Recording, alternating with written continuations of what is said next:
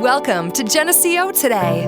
News and insight on issues in and around Geneseo.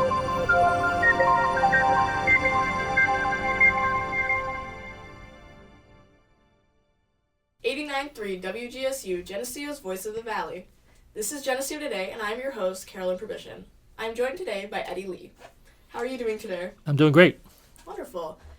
When I reached out to you initially, I reached out to you in regards to your role as a village trustee. But after we spoke a little bit, we determined that that's not how you would identify all the roles you play in the community. Would you please just start by identifying the roles you have in the community? As we discussed, I think one of the roles that I have is being an elected village trustee, but I think personally I feel that what I do in the community is a lot broader than that. Although I feel wonderful representing the community as an elected official. Frankly, my involvement with the college, my involvement with other nonprofit groups, my involvement with students and other community members is very important to me and my wife. My wife is a very active community member as well. So some of the things that I do are, I'm on the board of Livingston Cares. That's one of the more valuable things that I feel we do, not only for the students, for myself. You know, other roles I play are, I work with students, frankly, to do voter registration. That's an important thing. I believe that students should be engaged with the community as much as possible, and voting is one of the ways to do that. I also work with a lot of arts groups, GVCA, Geneseo Valley Council on the Arts. My wife is a very active member in promoting art in the community. So it's a broad-ranging thing. I work with Rotary on a lot of their activities, and it's just a fun thing to do, to be really wide-ranging in trying to do work. Frankly, one of the most valuable relationships I have is with students, like I said. I think without relating to students as much as I do, I wouldn't feel as energetic and as valuable as I already do. You're a Geneseo alumni. When you were at Geneseo, what did you study and why did you decide to come back to Geneseo post-graduation? That's a very interesting question. I was actually a poli-sci major in Geneseo. I was a graduate in the 1970s, and back then they had a 3-year bachelor's program, so I was able to actually get out of Geneseo within 3 years, although almost one of those years I spent in Washington, D.C. as an intern. So I really only spent 2 years in Geneseo. And looking back on that, I sort of miss that I didn't spend more time at Geneseo. And I think if I do any psychological profile about myself, it's that I'm back here not because I had this grand plan, but I'm back here and I'm active with the college and active with students because I'm sort of like vicariously reliving some of my old days. And I'm enjoying some of the things that are on campus, programs and services that students have that I didn't have when I was here. And I want to do as much as I can to support the students in the college and making that a successful thing for them. Were you involved a lot with the Geneseo community when you were a student here? It's sort of a blur. I don't remember really being involved with the community because just being here for 2 years, you're on campus and you're doing your thing and you're taking your classes. I wasn't even involved with a lot of clubs. Most of my activities was more like club sports and going to activities and games like that. I don't consider myself, looking back, having very, very actively been involved on the campus at all. And like I said, maybe that's what I'm doing now. I'm trying to give back now because I wasn't able to give back then. In what ways would you say that you give back to the campus and students? The one thing that I really enjoy is talking to students. I enjoy taking them out for coffee. My wife and I take students out for dinners in Rochester 1 or 2 times a year. I just enjoy when I get a chance to give workshops. I enjoy trying to find ways to share information about career opportunities. I still have some connections in the places I used to work, like Albany, and if I can refer them to places of employment, I try to do that.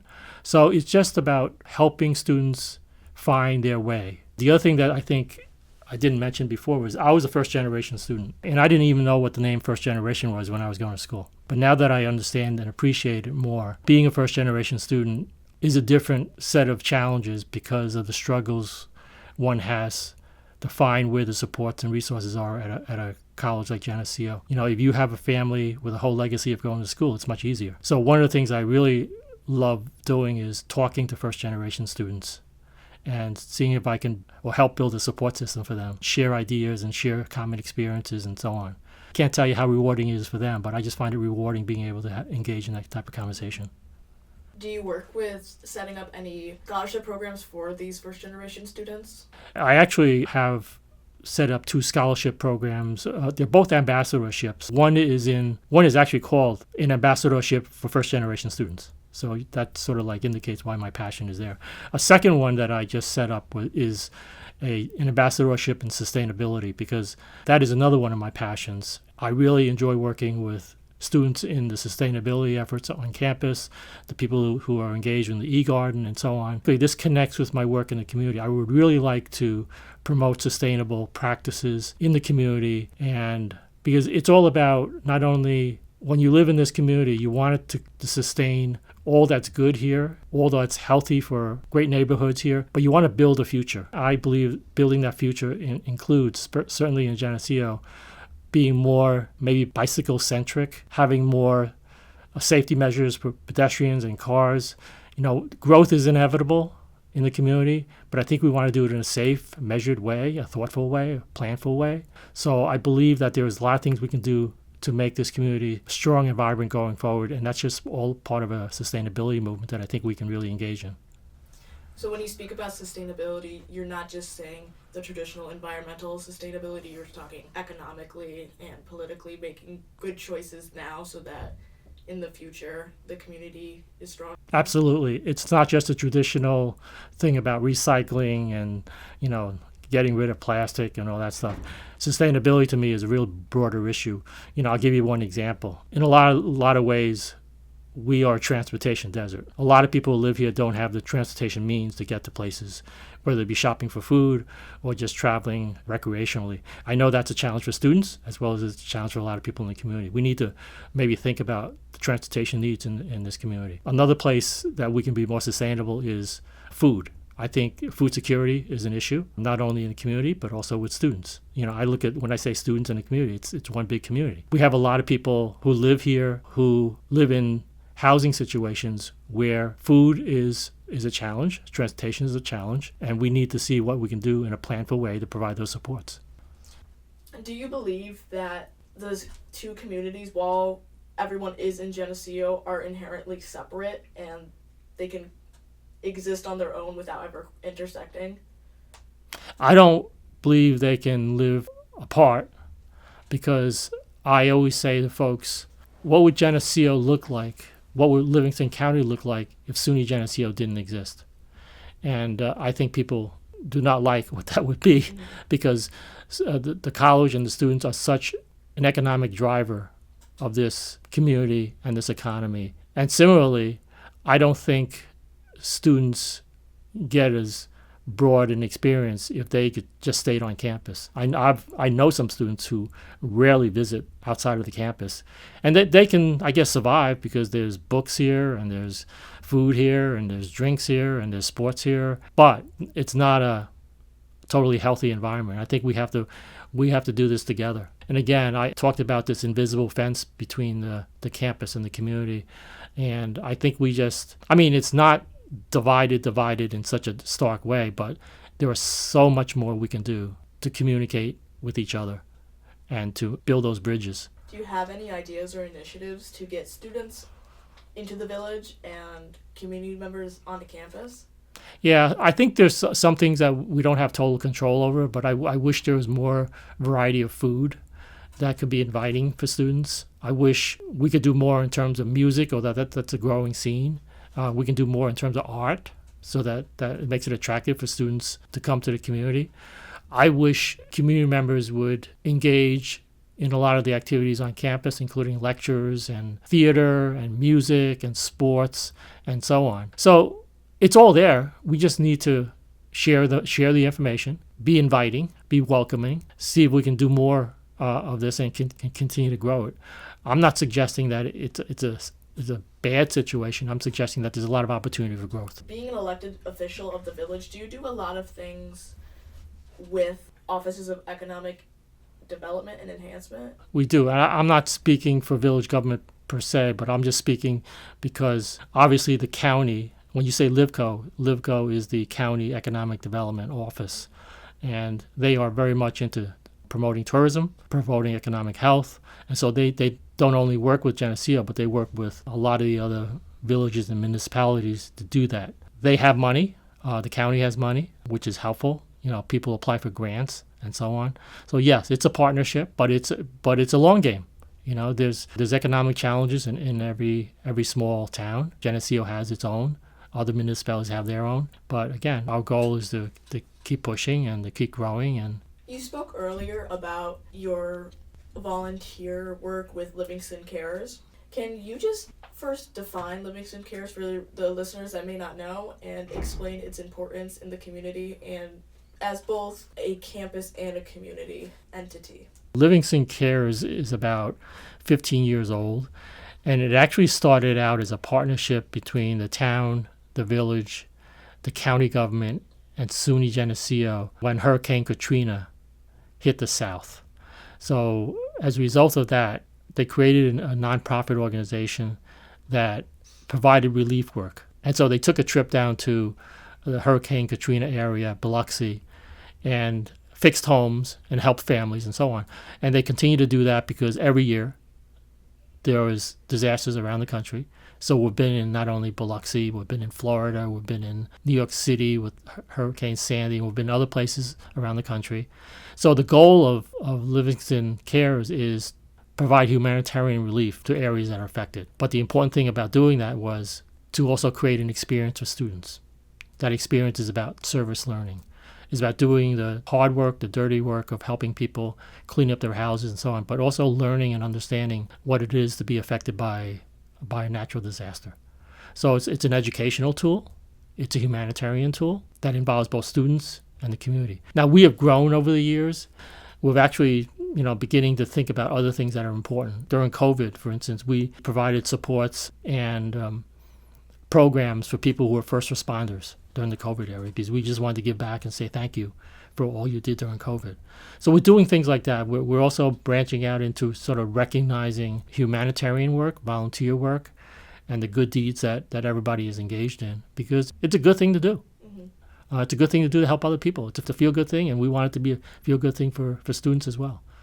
I know that every student that I've taken on a trip, and I've taken like 6 or 7 trips already with students, is they come back tired, but they really feel energized by the work that they do. Would you say having programs like Livingston Cares, which focus on obviously helping and caring for others, not just in Livingston County, as you mentioned, but do you think that's something that's an important value to the people of Geneseo? I think it's important to everybody, and we're trying to build that in Livingston County. I will say to you that sometimes it's easy to travel to places around the country because that's where the news is and that's where the big disasters may occur.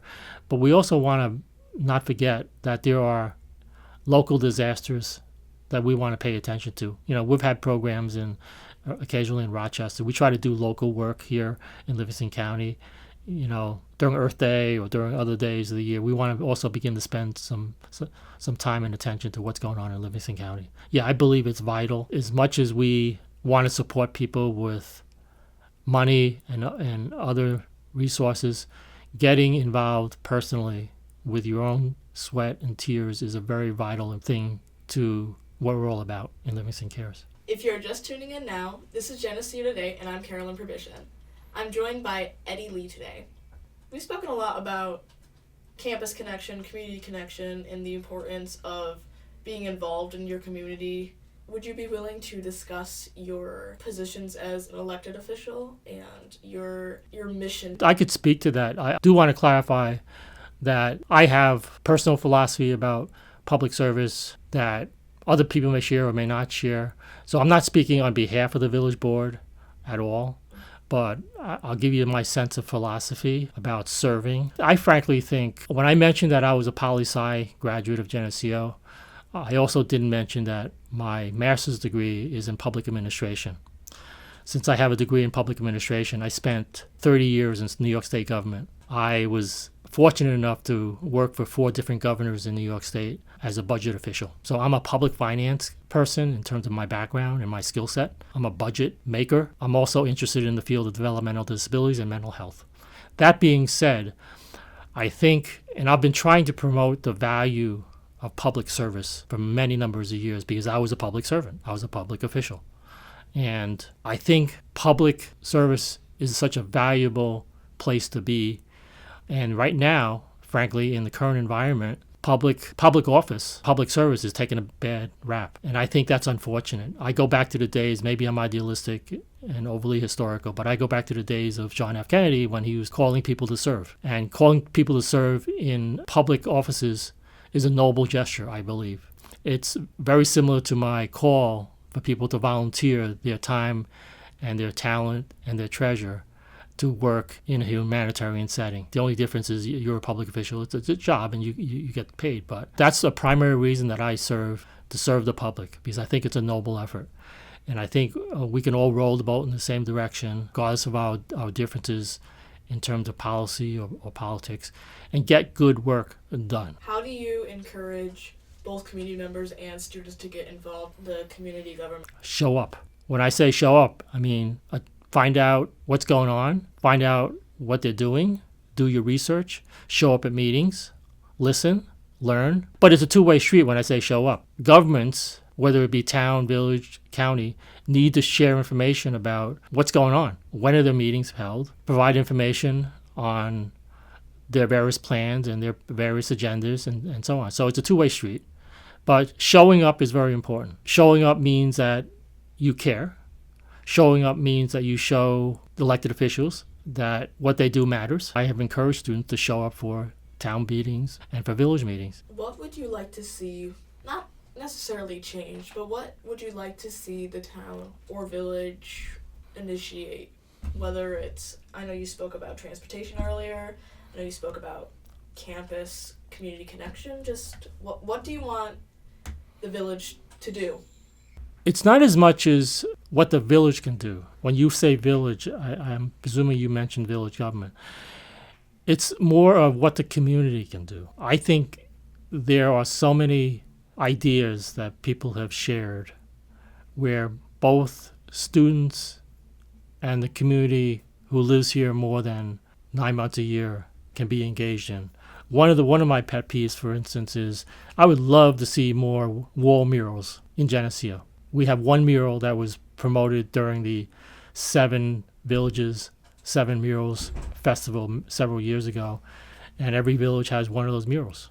Several villages have more. We need to have sort of a post-mural activity where we can continue to see if we can talk to building owners and say, boy, that's a lot of empty space that we can maybe put some artwork on.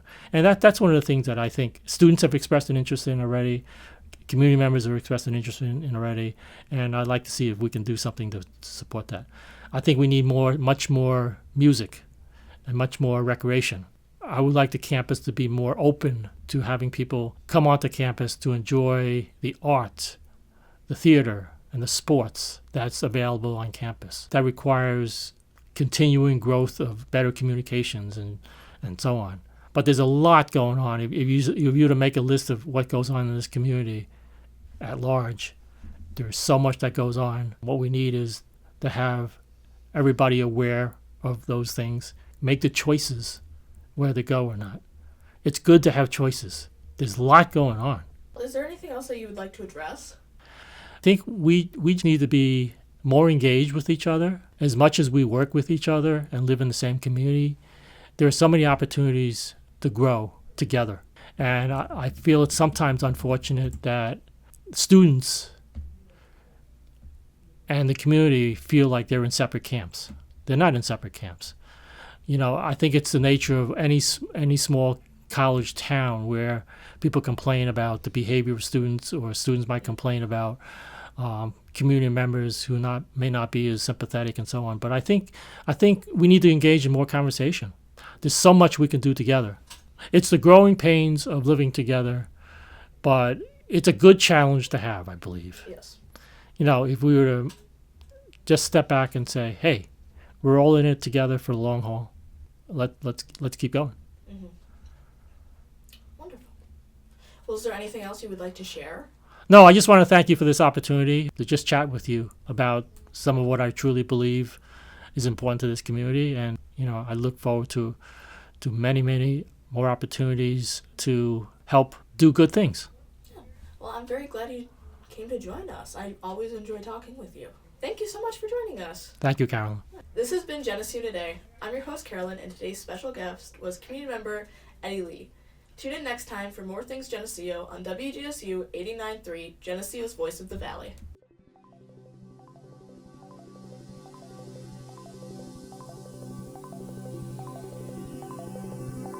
Thanks for listening to Geneseo Today, news and insight on issues in and around Geneseo.